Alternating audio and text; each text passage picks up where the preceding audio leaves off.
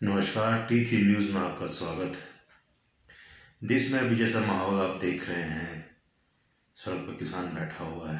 बंगाल का चुनाव होने वाला है, तमिलनाडु का चुनाव होने वाला है और चुनाव दर चुनाव बीजेपी और मजबूत होती जा रही है। या तो जो मोदी जी कहते हैं जनता उसको समझ नहीं पा रही है, या धरातल पे ऐसा कुछ काम ही नहीं हो रहा है। पेट्रोल का, डीजल का दाम बढ़ा हुआ है। आप जहां गाड़ियां कई बार घुमाते थे, अब आपने कम कर दिया है। किसान परेशान है। इसमें कोई दो राय नहीं है कि किसान की जो परेशानी है वो है कि एमएसपी सरकार जो कह रही है और उनको किसानों को जो लग रहा है कि जब निजी कंपनियां आएंगी उसमें घुसेंगी तो शायद उनको वो नहीं मिल पाएगा और उनके भरोसे वो रह पाएंगे।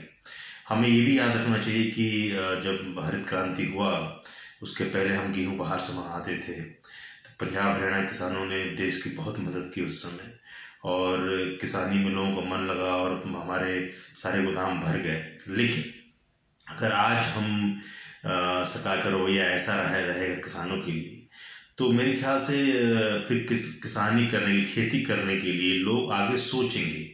तो सरकार को उत्साह बढ़ाना चाहिए किसानों का, उनसे बातचीत करना चाहिए। कम्युनिकेशन गैप जो हो गया उसको ख़त्म करना चाहिए।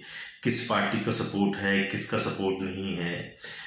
जब भी किसान आंदोलन करते हैं, जाहिर सी बात है विपक्ष की पार्टियां सपोर्ट करेंगी सरकार के खिलाफ, और कोई बात होती है तो पहले चलता आ रहा है। किसी पर दोष लगा देना, कोई भी आरोप लगा देना, इस तरह के सोच के कि ये चीज़ें इस एक राजनीतिक षड्यंत्र की तरह की जा रही हैं। तो जब मोदी जी विपक्ष में थे, तो जब गैस का प्राइस बढ़ा था और जब पेट्रोल का प्राइस बढ़ा था, जब रुपया गिर रहा था थोड़ा बहुत, तो काफ़ी गिरा हुआ है, जो इकोनॉमिक स्थिति हमारी ख़राब, थोड़ी बहुत डामाडोल हो रही थी, अब तो बहुत ख़राब स्थिति चल रही है। तो उस समय मोदी जी क्या कहते थे और कैसे कम्युनिकेट करते थे, तो अब कम्युनिकेशन क्यों नहीं है?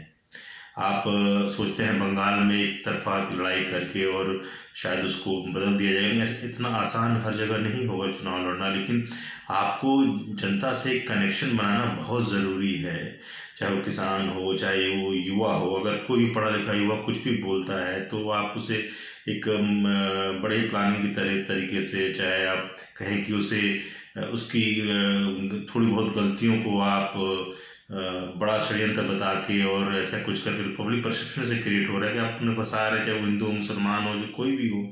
तो पढ़े लिखे युवाओं को आप जवाब बंद कर देंगे, आप उनको बोलने नहीं देंगे, किसानों को की बात सुनेंगे नहीं आप। तो अगर नोटबंदी की आपने, चाहे जीएसटी की बात करें, नोटबंदी भी की आपने, तो उस समय जो आपने कहा कि ये गोल था मेरा, लेकिन वो गोल हासिल नहीं हुआ, पर आपने वो गलती मानी नहीं।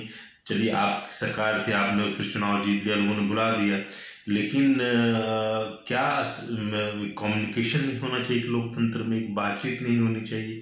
कोई भी विरोध में बोले तो देशद्रोही, चाहे वो खालिस्तानी, जो कुछ भी आरोप लगा देना।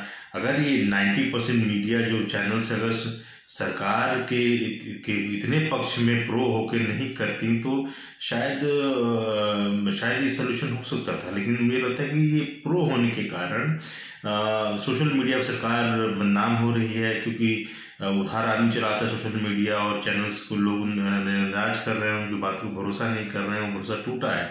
तो अगर इस चैनल चमचागिरी छोड़ के अगर सीधा ये करें कि भाई ये हकीकत है और ये दिखाएं रोजगार की स्थिति क्या है और आम आदमी की ज़िंदगी कैसे चल रही है महंगाई में, अगर ये सब कुछ ध्यान रखें तो मेरे ख्याल से समस्याओं का हल हो सकता है। समस्या को एड्रेस करना कोई बुरी बात नहीं, हम सोल्यूशन की तरफ बढ़ते हैं, लेकिन हम सोल्यूशन की तरफ देखे भी ना बढ़े और ये सोच लगे, परसेप्शन क्रिएट कर ले अपने दिमाग में कि ये एक साजिश चल रही है हमारे खिलाफ और ऐसे चल रही है, तो उसका कोई हल नहीं निकलेगा। मुझे उम्मीद है कि सरकार किसानों से बातचीत करेगी और उनका हल निकालेगी, ताकि वो धरना प्रदर्शन छोड़े और देश के बारे में वो भी इन्वॉल्व हो, सोचे इसको लेकर। बहुत बहुत धन्यवाद।